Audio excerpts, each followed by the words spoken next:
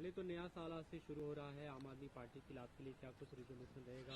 चुनाव देखिए, आप सब लोग जानते हैं कि 2023 और 24 का वर्ष हम सब के लिए संघर्षों का रहा, मुश्किलों का रहा और शायद मैं समझता हूं कि जो कोशिशें की गई हमारे खिलाफ वो विफल रहीं।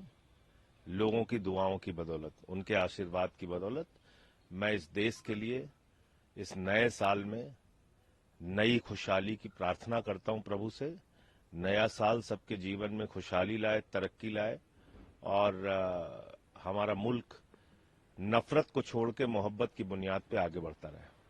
आज नए साल के ही बीजेपी के अध्यक्ष अरविंद केजरीवाल को एक पत्र लिखा है। उन्होंने कई बातें उनमें की न्यू ईयर का रिजोल्यूशन है, ताकि रिजोल्यूशन लेके झूठे वादे नहीं करेंगे, महिलाओं बुजुर्गों को झूठी उम्मीदें नहीं देंगे। जिस पार्टी का नाम ही भारतीय झूठा पार्टी है, जो पार्टी 2 करोड़ रोजगार देने पे झूठ बोलती है, किसानों के फसल का दाम दोगुना करने पे झूठ बोलती है, 15 अगस्त 2022 तक पक्का मकान देने पे झूठ बोलती है, काला धन ला के सबके खाते में 15 लाख देने पे झूठ बोलती है, जो पार्टी सिर्फ और सिर्फ दिन रात झूठ बोलती है, वो भारतीय जनता पार्टी उस केजरीवाल पे सवाल उठा रही है जिन्होंने बिजली फ्री किया, पानी फ्री किया, शिक्षा फ्री किया, इलाज फ्री किया, माताओं बहनों के लिए बस की यात्रा फ्री की, बुजुर्गों की तीर्थ यात्रा फ्री की, जिन्होंने दिल्ली के अंदर 10,000 किलोमीटर नई सड़कें बनाई, 3 लाख सीसीटीवी के कैमरे लगाए, जिन्होंने दिल्ली के अंदर स्ट्रीट लाइट्स लगाई, दिल्ली को आगे बढ़ाने का काम किया,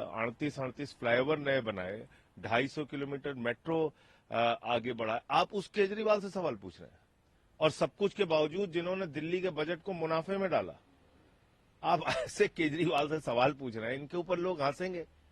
कॉमेडी सर्कस के पात्र बन गए हैं भारतीय जनता पार्टी के लोग, इसलिए उनकी बातों को गंभीरता से नहीं लेना चाहिए। अरविंद केजरीवाल ने आरएसएस प्रमुख को पत्र लिखा है। हम लोग का जिक्र है, बीजेपी के नेता पैसे बांट रहे हैं, वोट कटवाए जा रहे हैं, खासतौर पे पूर्वांचली लोगों को। इस पे आरएसएस का जवाब मांगा है उन्होंने आरएसएस प्रमुख का। नहीं, निश्चित रूप से हम सब लोगों को इस बात की पीड़ा है और मैंने तो सदन में भी उठाया था मामला। किस तरह से बीजेपी के अध्यक्ष ने कहा कि हम पूर्वांचल के लोगों को बांग्लादेशी रोहिंग्या मान के उनका वोट कटवा रहे हैं। ये तो बीजेपी का बयान है। वो हमारे पूर्वांचल के भाई जिनका नाम राम सिंह है, राम है, छोटे लाल वर्मा है, आप उन लोगों को कह रहे हैं वो बांग्लादेशी हैं। अपने ही देश में हम बांग्लादेशी हो गए, यूपी बिहार पूर्वांचल से आके। तो इसलिए मुझे लगता है कि भारतीय जनता पार्टी दिल्ली में जो चुनावी घोटाला करना चाह रही थी उसको हमने पकड़ लिया है और इसके कारण से ये लोग बौखलाए हुए हैं। चुनाव लड़ने से पहले चुनाव हार गए। एक और सवाल, मणिपुर को लेकर भी सवाल खड़े हो रहे थे। वहाँ के बयान है, उन्होंने खेद प्रकट किया कि पूरे साल एक तरह से हिंसा में रहा, मैं माफी। देखिए, वो हिंसक और नफरतों से भरा हुआ व्यक्ति है। पिछले 1.5 साल से मणिपुर जल रहा है, बावजूद इसके वहां के मुख्यमंत्री को मोदी जी ने हटाया नहीं और उसके कई ऑडियो वायरल हो चुके हैं जिसमें वो खुद कह रहा है कि गृह मंत्री का प्रशय उसको प्राप्त है, गृह मंत्री के इशारे पर वो ये सब कुछ कर रहा है।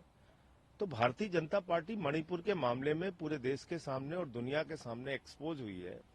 वहां हिंसक वारदातें हो रही हैं, महिलाओं को निर्वस्त्र करके घुमाया गया है, लोग रिलीफ कैंप्स के अंदर रह रहे हैं, टारगेट कर करके लोगों को मारा पीटा जा रहा है। तो मुझे लगता है कि अब ये माफी का ढोंग साल के अंतिम दिन करना, इससे कहीं कोई जनता में संदेश नहीं जाएगा।